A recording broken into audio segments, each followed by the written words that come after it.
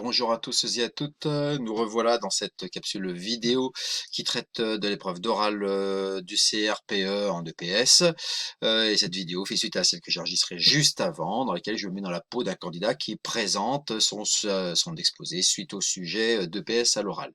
Alors, cette vidéo fait suite aux 3 autres vidéos. Une première qui était sur l'analyse du sujet, qui date un petit peu. Celle d'après qui était celle du brouillon, qu'est-ce que je peux faire pendant que je suis au brouillon. Et j'ai commencé de faire la première partie de mon exposé, mais étant contraint à des capsules que d'un quart d'heure, je suis obligé de couper mon exposé en 2 parties. Donc maintenant, je vais aborder la deuxième partie. La première partie étant de l'introduction jusqu'à la définition des objectifs d'enseignement que j'ai pu justifier. Je vais pouvoir partir maintenant de la situation d'apprentissage jusqu'à la conclusion. Donc voilà un petit peu où nous en sommes. J'ai pris mon chronomètre, je vais pouvoir me relancer et reprendre mon exposé. C'est parti, go! Alors, le thème de la leçon qui sera présenté, c'est d'être capable d'observer l'espace et de savoir comment se répartir dans un environnement mouvant. C'est le thème de ma leçon. Éventuellement, j'aborderai lors de la prise en compte d'un fond musical, mais ça restera anecdotique puisque j'ai précisé que que je priorisais certaines de mes objectifs. Alors, cette leçon, hein, on est dans le cadre de la maternelle. C'est une leçon qui durera 45 minutes. Elle va être organisée en 5 grandes phases. Une très rapide prise en main de la classe, une entrée dans l'activité pour les mettre en disposition d'activités dansées, un corps de leçon avec une situation évolutive que je vais vous présenter. Et à la fin, je ferai un petit bilan avec les élèves. Il y a un retour au calme en guise de transition pour la suite de la journée. Je vais désormais vous présenter la situation d'apprentissage que je vais mettre en place afin de répondre au constat observé, hein, qui doit permettre aux élèves d'apprendre à créer des déplacements en prenant des informations dans l'espace. Alors, tout d'abord, mon dispositif. Je suis dans une classe d'environ 26-28 élèves en maternelle. Je vais faire une trace au sol. Je vais tracer 3 espaces de cette manière-là. Voilà, 3 espaces comme ça, avec de la craie. Dans ma salle de motricité, je vais faire 3 espaces. Et je vais demander aux élèves de pouvoir se répartir en mettant autant d'enfants dans chacun des 3 espaces. Donc je vais demander d'aller se déplacer, de se mettre dans autant d'espace, et on va constater est-ce qu'il y a autant d'élèves, est-ce qu'il y a plus d'élèves dans un côté que de l'autre, bref, dans les 3 espaces, pour faire un retour, on va dire, un retour d'information. Face à dans cette première démarche, c'est une première étape où les élèves vont se répartir à l'arrêt. Ensuite, je vais passer à une deuxième étape où je vais demander aux élèves de se déplacer partout dans la salle, en trottinant, en courant. Et moi, j'aurai mon tambourin, et à mon tambourin, boum, les élèves vont devoir essayer de se répartir partout dans ces 3 espaces. Si on va constater, est-ce qu'il y a plus d'élèves, moins d'élèves, est-ce qu'il y en a de manière, on va dire, équivalente dans tous les espaces qui sont présents. Ensuite, on va passer la même chose, mais au lieu que au tambourin, les élèves se répartissent dans l'espace, je vais demander aux élèves, au moment du tambourin, ils devront s'arrêter et on va constater, ils vont faire glace, un trap-trap glacé, un loup glacé, et ils devront constater par eux-mêmes si pendant qu'ils se déplaçaient partout dans la salle, ils ont pu se répartir partout de manière équitable dans les trois grands espaces. Donc les élèves trottinent, courent, et bim, on glace et on fait un constat. L'étape suivante, ma 4e étape, ça sera la même chose, mais au lieu que les élèves s'arrêtent au tambourin, je mettrai un fond musical, et c'est à l'arrêt de la musique que je vais demander, qu'on va constater si les élèves se sont répartis de manière, on va dire, équitable, équivalente dans chacun des 3 espaces. Et l'étape d'après, je vais jouer sur une variable, notamment la variable de l'espace, puisque au lieu de matérialiser l'espace de cette manière-là, ce coup-ci, on va faire le même processus, mais en matérialisant l'espace dans ce sens-là. Puis nous passerons à un espace en 4 espaces au lieu de 3, et on refera la même démarche. À l'arrêt, on se déplace et on constate après, et on vérifie, et on essaie de se réguler tout en se déplaçant. Et on terminera potentiellement, si les élèves ont bien réussi, par un espace en 9 carrés, une double croix, pour qu'il y ait une répartition, on va dire, équitable des élèves. Alors, pourquoi je fais cette démarche et pourquoi je fais ce dispositif? Tout d'abord, Alors déjà, moi aux élèves, systématiquement, je leur donne un critère de réussite, qui est un critère individuel. En tant qu'élève, en tant qu'enfant, je ne dois pas être dans l'endroit où il y a le plus d'enfants possible. Je vais essayer de faire en sorte d'être dans un endroit où il y a à peu près autant d'enfants. Et de manière collective, le critère de réussite collectif, c'est qu'il y ait autant d'élèves dans les trois espaces, environ autant d'élèves dans les trois espaces. Je fais ça, je fais cette démarche parce que je veux que les que les enfants prennent des informations. Alors au début, les informations se feront à posteriori de l'action, puis qu'au fur et à mesure, ces informations se fassent pendant l'action, pendant qu'ils courent, qu'ils regardent où ils en sont. Et moi, je vais en tant qu'enseignant, je vais intervenir là-dessus. Mes variables, donc j'ai joué comme les variables au début, régulation a posteriori, régulation pendant l'activité. Deuxième variable que j'ai mis en place, la notion d'espace de plus en plus complexe, en longueur, en largeur, en croix et en 9 espaces. Et je vais passer aussi d'une régulation par le tambourin à une régulation par un arrêt musical. Et enfin, si ça marche, cette régulation par arrêt musical, je ferai en sorte que la musique ait des silences, comme exemple celui de la musique de Vangelis, Apocalypse des animaux.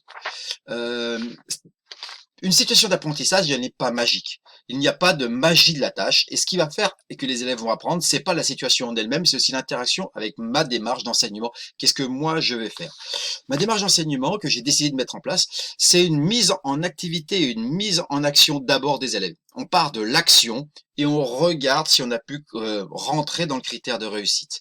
Donc et puis cette régulation va se faire a posteriori. Donc en gros, on y va et on constate si on s'est réparti. On se déplace et après on y va et on constate si on s'est réparti. Et après, on doit essayer de constater si on s'est bien réparti tout en se déplaçant. Et c'est là où moi, en tant qu'enseignant, je vais essayer de donner des critères de réalisation, de dire aux élèves, regardez ce qu'il y a des endroits où ils sont vides, regardez si vous n'êtes pas dans un endroit où il y a plein d'enfants, de ne pas se déplacer à côté de ses camarades, de ne pas suivre un camarade comme critère de réalisation pour que la régulation elle se fasse d'un passage d'une régulation a posteriori à une régulation en action par mon intervention au départ. Ma démarche d'enseignement, ça va être donc de centrer sur les élèves. Regardez, est-ce que vous avez vu, est-ce qu'il y a beaucoup d'enfants là, est-ce qu'il y a moins d'enfants ici? Et donc toutes mes régulations, elles vont être sur les informations en termes de nombre d'enfants dans l'espace, puisque la problématique est informationnelle. Mes régulations en tant qu'enseignant sera sur les informations à percevoir. Est-ce qu'ils ont perçu s'il y a plein d'élèves? Est-ce qu'ils ont perçu s'il y a peu d'élèves? Et cette régulation se fera comme ça. Mais vu que les élèves ont aussi une problématique qui est d'ordre cognitif, c'est-à-dire qu'ils ne savent pas comment faire, je vais les questionner. Une fois qu'on a fait un constat, admettons, il y a plein d'élèves sur un bord, mais il y a personne sur l'autre bord, je vais dire, bon alors, qu'est-ce qu'il faut faire pour qu'il y ait autant d'enfants partout?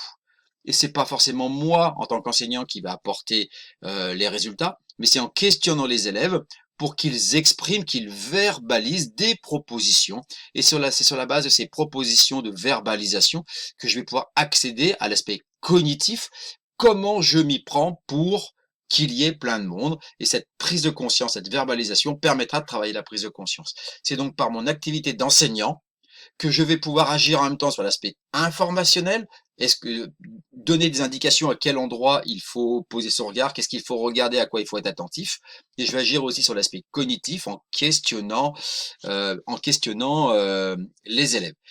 Durant la séance, eh ben, au fur et à mesure, on va aussi complexifier. Hein. Je vais passer d'un espace en 3 espaces, en largeur, en longueur, à 4 espaces, à 9 espaces. Je vais jouer aussi sur la difficulté de la tâche, et cette difficulté de la tâche sera une variable qui me permettra de m'ajuster en fonction des réussites ou des difficultés de mes élèves.